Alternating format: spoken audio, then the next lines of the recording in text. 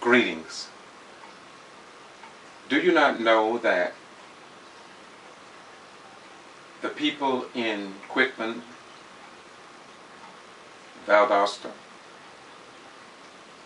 Homerville, Waycross, Blackshear, and other southern communities are in need of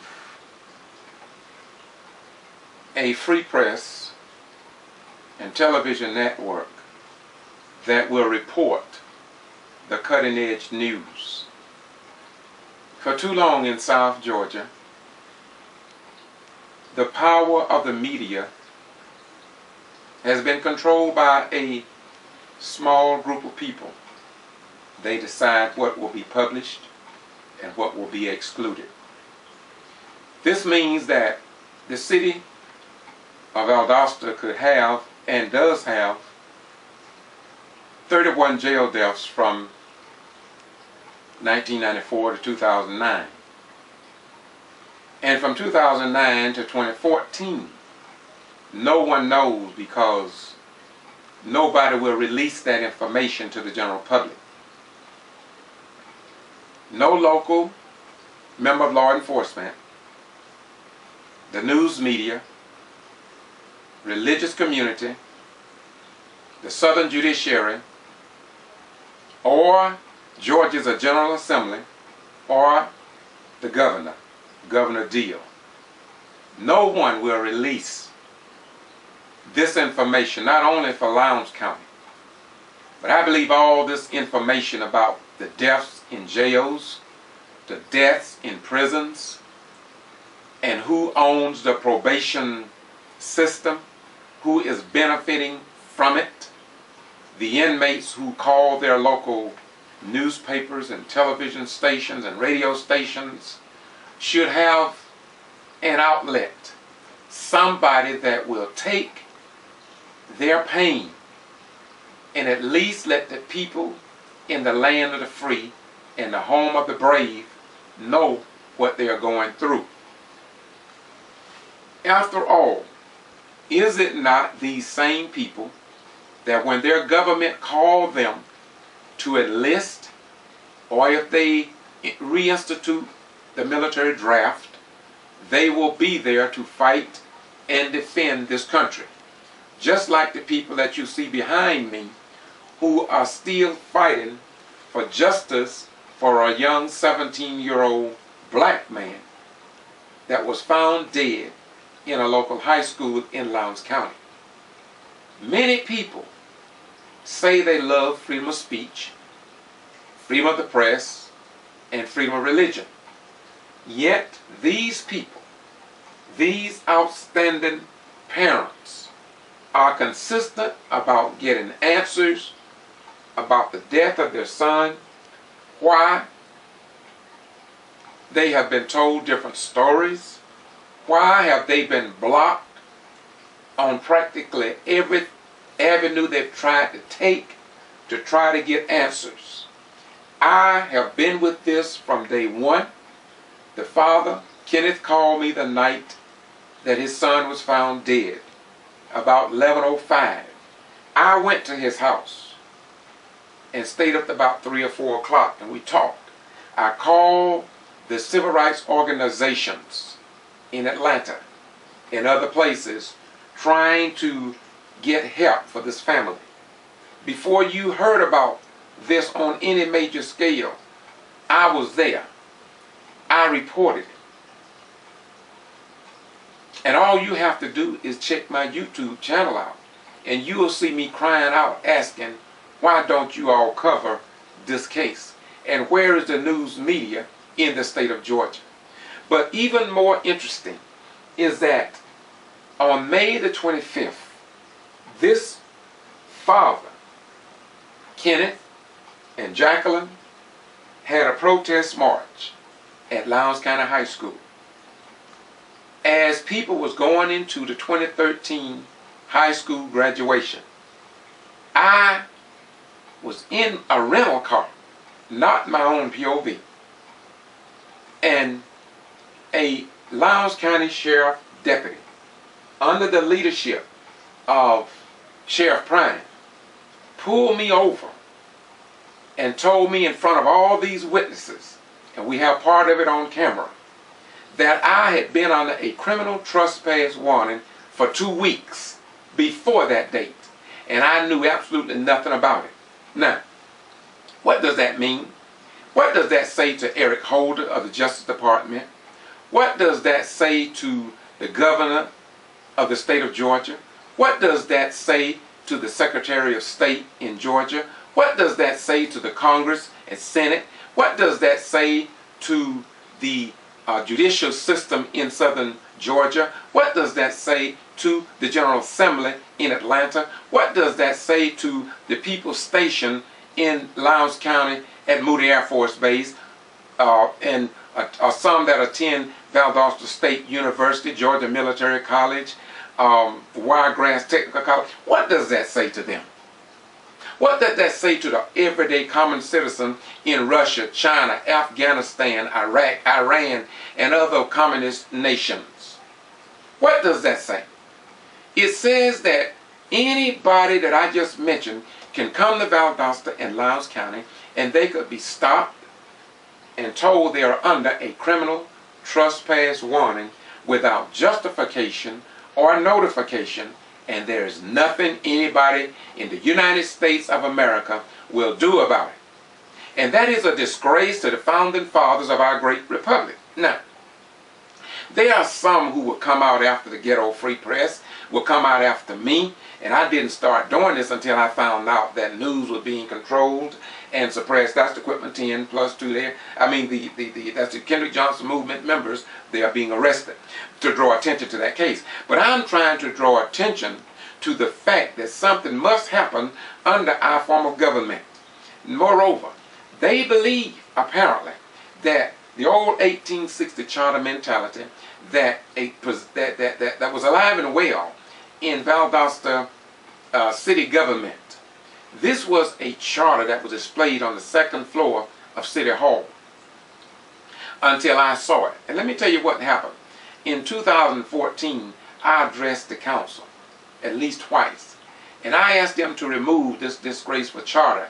And do you not know it was eventually, this charter that I'm speaking of, was finally removed by a vote down racial lines. Some whites saw nothing wrong with it. Let me quote that charter. Here's what it said. And the strange thing about it, this charter was just hanging or displayed outside of Judge Edwards' municipal courtroom. Here's what it said. That the mayor and council shall pass all proper and necessary laws and ordinances for the control of slaves and free persons of color, and to control, suppress, and abate all nuisances arising from hogs, dogs, horses, and other livestock straying at large in Valdosta. Well, as a retired military veteran of the Vietnam era, I had to address that issue. And eventually, it was removed. But I contend, and apparently the parents of Kendrick Johnson also believe that that charter was removed from the walls, but not from the hearts and minds and souls of some people here in the state of Georgia. And so we are going to continue to keep you informed, and I'm hoping that the people in Brooks County will continue to call the Secretary of State, Brian P. Kemp, concerning Quitman 10+2. After 3 years, they have not had their day in court. One of them had a court date, Lula Smart, and it ended up in a mistrial, and we haven't heard nothing else from the Southern Judiciary. There's nothing being published about these honorable, outstanding people. Many of them, most of them, are educators with college degrees, but they chose to take it upon themselves under our form of government to go out and follow the law and register people to vote, have them to vote by absentee ballot so they would ensure that nobody would overlook votes or miscount votes, and have something tangible that you can count and follow up with some type of check and balances. And they, for the first time in Brooks County history, I repeat, the first time in Brooks County history, the Quitman 10 plus 2 helped the citizens to elect a majority on the Brooks County Board of Education. And I believe, and others believe, including Representative Tyrone Brooks, the late Senator Brown, Helen Butler, David Lucas out of Macon, and many others who came to the support of the people of South Georgia. Now we know we have a lot of civil rights leaders. That's the district attorney. That's David Miller. David Miller also dates back when Willie James Williams died from a fall back in '98. And he's a very respected man. Under his tenure, we have had questionable jail deaths. We have had, they tell us that in the jail, that right now, that there are rats as big as cats. All this is nothing new. It's all on Boston G.B.R. YouTube. The people call me and I go to them when they call me, because I don't think that people should have all this internal pain and see what's happening to their children and loved ones and neighbors are down the street and they can't get anybody to tell their stories. And so we eventually, we are going to get change. I am 100% sure that changes will come to this metro city in South Georgia. There is no way that Jesus and God and Muhammad and the son of Amram and Yoshabel Moses can allow this to go on. Can you imagine the Kendrick Johnson mother and father not even allowed just to review their son's body, to ID it, to say, that's my son, that's my child. You can continue your investigation, but I just want to see if that's my child that you all say it is my child, because that may not be my child. And as you know, they were denied that right. And so when we had that press conference, I said to the family, I said to them out of great love and humility and as a patriot, and not as a Christian, but as a believer in God outside of the traditional Christians who you know about. You already know what Christians are about. So I don't want to be a Christian. What I want to be is somebody that loves my neighbor as I love myself.